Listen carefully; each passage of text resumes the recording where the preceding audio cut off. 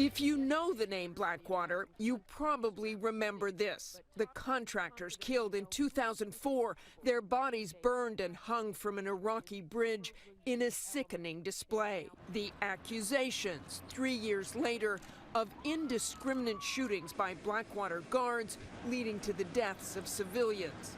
And then Erik Prince himself Raise your right hand.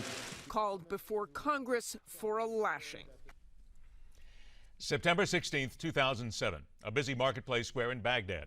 American troop strength in that country was at its peak, along with a number of private security contractors.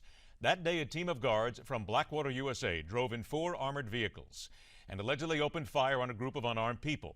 Defendants were told later to claim in court they believed they were about to be attacked by a car bomb and were under fire from militants. Prosecutors said the shooting was an unprovoked criminal act. Recently, the Blackwater contractors' trial ended. 4 of the former guards found guilty, 1 of murder, 3 of manslaughter. Yet the convictions have done little to put a final cap on the story and what it means for America and our wars around the world. Let's welcome to MidPoint former U.S. Navy SEAL, the founder of Blackwater, and author of Civilian Warriors, the Inside Story of Blackwater and the Unsung Heroes of the War on Terror, Erik Prince. Erik, thank you so much for being here today. Thanks for having me. Erik, you have said many times that there was a lot of politics surrounding what happened in the Blackwater verdicts. Let me ask you quite frankly then, your guys who were found guilty, are they, in your opinion, little more than sacrificial lambs offered up by politicians and members of the military still trying to cover their rear echelon over what happened overseas? I think it's important to know that this, the government is now 1 for 2 in this case. The first time they brought a trial, the case was thrown out for prosecutorial misconduct by the judge.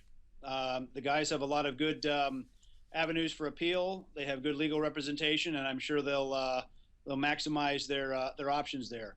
I think it's also important to remember that these were 4 veterans, all prior U.S. military servicemen, volunteered once to serve their country, and now they're they volunteered to go back again, serving their country in a very difficult, dangerous place.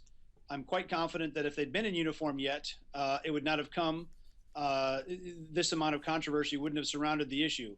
And I think it also brings to light what we wanted to do for contractor accountability. Many in the industry did.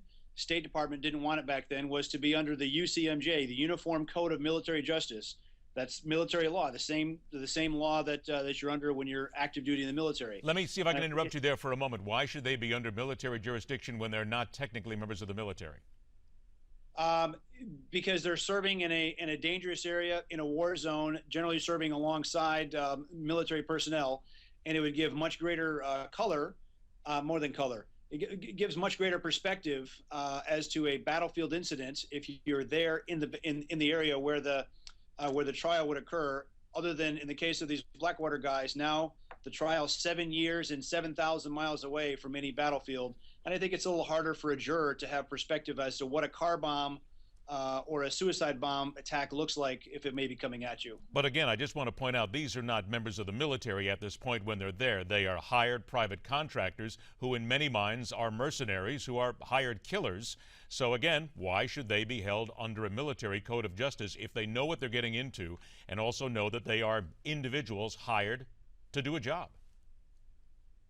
Well, the military system is even tougher on rules of evidence and everything for the accused. So, and if you want to go back, you want to throw out that mercenary term, I think it's important to look back at American history. Across the street from the White House, you have Lafayette Park with statues of Rochambeau, Lafayette, von Steuben, Kosciuszko, foreigners, professionals, mercenaries, if you will, that came and built the Continental Army.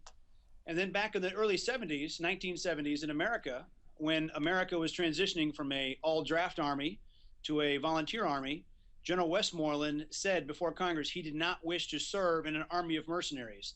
That's what he called, that was the Chief of Staff of the Army of the United States, calling the Army an army of mercenaries because they were paid a fair wage. They weren't drafted. They weren't compelled to serve in the military. They were paid a fair wage for their service.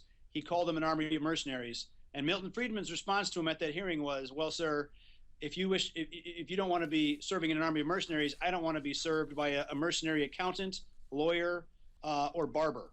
So it brings to mind the idea of people being paid a wage for the service they provide. All right, now I want you to hold on just a moment here. We have to take a break. We'll come right back. And after the break with Erik Prince, is it time, many people will ask, for America to use more civilian contractors to get the job done against global terrorism?